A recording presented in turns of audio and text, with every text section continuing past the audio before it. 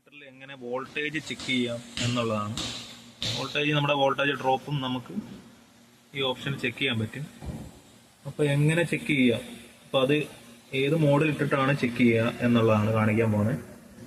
അപ്പം മൾട്ടിമീറ്ററിൽ നമ്മൾ എന്ത് ചെയ്യാം, 20-ലിടണം, ഓൺ ആക്കിയിട്ട് 20-ലിടണം. ഇതാണ് DC വോൾട്ട്, ഇത് AC വോൾട്ടാണ്.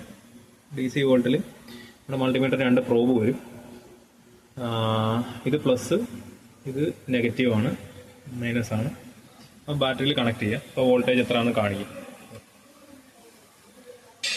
ആദ്യമേ നമ്മൾ പ്ലസ്സിൽ കണക്ട് ചെയ്യുന്നു, പിന്നെ നെഗറ്റീവിൽ കണക്ട് ചെയ്യുന്നു.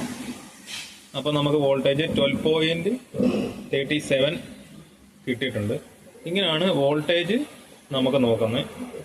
ഓക്കെ, വോൾട്ടേജ് ഡ്രോപ്പ് ആയി പോകുന്നുണ്ടോ എന്ന് നമുക്കിങ്ങനെ നോക്കിയാൽ അറിയാൻ പറ്റും, കുറയുന്നുണ്ടോ എന്ന് നമുക്കറിയാൻ പറ്റും. അങ്ങനെ ഇത് കുറഞ്ഞ് വരാറുണ്ട്. അപ്പോൾ നമുക്കിങ്ങനെ മനസ്സിലാക്കാം നമ്മുടെ ബാറ്ററിയുടെ വോൾട്ടേജ് എത്രയുണ്ടെന്ന്. ഒരു മൾട്ടിമീറ്റർ ഉണ്ടെങ്കിൽ നമ്മുടെ വീട്ടിലെ വണ്ടിയുടെ ഡ്രോപ്പ് നമുക്ക് പെട്ടെന്ന് നോക്കാൻ സാധിക്കും. നമ്മൾ അടുത്തായിട്ട് നോക്കുന്നത് വെച്ച് കഴിഞ്ഞാൽ മൾട്ടിമീറ്ററിൽ കണ്ടിന്യൂറ്റി, അതായത് ഒരു വയറ് കട്ടായിട്ടുണ്ടോ അല്ലെങ്കിൽ അതിൻ്റെ കണ്ടിന്യൂറ്റി ഉണ്ടോ നോക്കാൻ പോകുന്നതാണ്. എങ്ങനെയാണ് ചെക്ക് ചെയ്യുന്നതെന്നുള്ളത്. അപ്പം നമ്മൾ എന്ത് ചെയ്യുക, ഇതിപ്പം മൾട്ടിമീറ്റർ ഓഫാണ്, അത് നമ്മൾ ഓൺ ആക്കിയിട്ട് നേരെ എന്ത് ചെയ്യുക, ഈ മൈക്കിൻ്റെ പോലത്തെ സിമ്പലല്ലേ, അതാണ് കണ്ടിന്യൂറ്റി.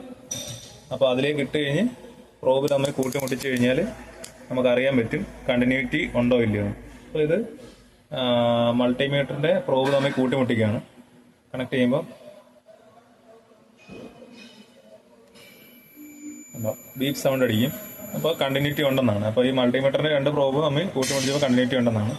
നമുക്ക് ഇതൊരു റിലേ ആണ്, റിലേയിൽ വേണമെങ്കിൽ ചെക്ക് ചെയ്ത് നോക്കാം. നമുക്ക് കണക്ട് ചെയ്ത് കണ്ടോ, കണ്ടിന്യൂറ്റി കാണിക്കുന്നുണ്ട്.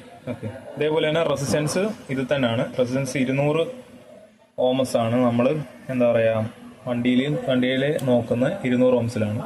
200 ഓംസിൽ ഇട്ടിട്ട് അത് കണക്ട് ചെയ്ത് കഴിഞ്ഞാൽ ആ റിലേയുടെ റെസിസ്റ്റൻസ് കേട്ടോ 174 കാണിക്കുന്നത്. നമ്മുടെ മൾട്ടിമീറ്ററിൻ്റെ റെസിസ്റ്റൻസ് നോക്കുവാണെങ്കിൽ 200 ഓംസിലിട്ടിട്ട് പ്രോബ് തമ്മിൽ കൂട്ടിമുട്ടിക്കുമ്പോൾ നമ്മുടെ റെസിസ്റ്റൻസ് കാണിക്കും. അപ്പോൾ ഇത് മൾട്ടിമീറ്ററിൻ്റെ റെസിസ്റ്റൻസ് ആണ് 2.4. അപ്പോൾ നമ്മളൊരു വയർ ചെക്ക് ചെയ്യുമ്പോൾ മൾട്ടിമീറ്ററിൻ്റെ റെസിസ്റ്റൻസ് കുറച്ചതിന് ശേഷമായിരിക്കണം ആ വണ്ടിയിൽ റെസിസ്റ്റൻസ് എത്രയാണെന്ന് കാൽക്കുലേഷൻ ചെയ്യേണ്ടത്. അതായത് ലീഡ് വയർ റെസിസ്റ്റൻസ് എന്ന് പറയും. അപ്പം ഇങ്ങനെയാണ് റെസിസ്റ്റൻസ് നമ്മൾ മൾട്ടിമീറ്ററിൽ ഏത് മോഡിലാണ് ഇടുന്നതെന്നുള്ള ഇട്ടതിന് ശേഷം ചെക്ക് ചെയ്യേണ്ടത് എങ്ങനെയാണെന്നുള്ളത് ആണ് ഇപ്പം നമ്മൾ പറഞ്ഞു തന്നെ.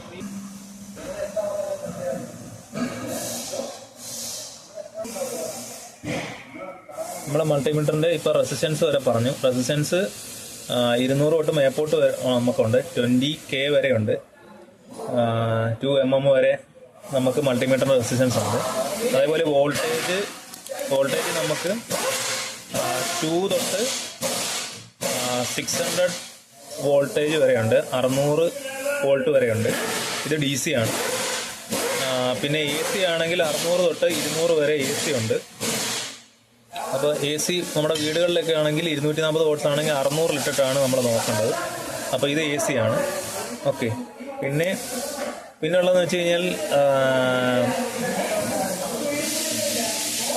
നമ്മുടെ ആംബിയറാണ്. അപ്പം നമ്മൾക്ക് അടുത്തതായിട്ട് നോക്കണമെന്ന് വെച്ചാൽ 10 ആംബിയർ തൊട്ട് നമുക്ക് മേപ്പോട്ട് 200 മില്ലി ആംബിയർ വരെ ഉണ്ട്. അപ്പം അത് നമുക്ക് 10 ആംബിയർ നമുക്ക് അണ്ടർ ഡ്രോപ്പ് ഒക്കെ നോക്കാൻ വേണ്ടി 10 ആംബിയറിലാണ് ഇടേണ്ടത്. മേപ്പോട്ടുള്ളതൊന്നും നമുക്കിപ്പോൾ ആവശ്യമായിട്ട് വരാറില്ല. അപ്പോൾ 10 ആംബിയറിൽ ഇടുക. പ്രോബ് 10 ആംബിയറിൽ ഇട്ടിട്ട് എന്താ പറയുക, 10 ആംബിയറിൽ ഇട്ടിട്ട് ഈ പ്ലസ് പ്രോബ് എടുത്തിട്ട് 10 ആംബിയർ കൊടുക്കണം. 10 ആംബിയർ എഴുതിയിട്ടുണ്ട്. ആ 10 ആംബിയറിൽ കൊടുത്തിട്ട് ബാറ്ററിയുടെ നെഗറ്റീവ് ടെർമിനൽ കൊടുക്കുക. ബാറ്ററിയുടെ നെഗറ്റീവ് ടെർമിനലിൻ്റെ കേബിളിൽ പ്ലസ് ടെർമിനൽ കൊടുക്കുക. എന്നിട്ടാണ് നമ്മൾ കറണ്ട് ഡ്രോപ്പ് നോക്കുന്നത്. ഇത്രയും കാര്യങ്ങളാണ് നമ്മൾ മൾട്ടിമീറ്ററിൽ എന്തൊക്കെയാണ് നമ്മൾ വെഹിക്കിളിൽ ചെക്ക് ചെയ്യുക എന്നുള്ളത്.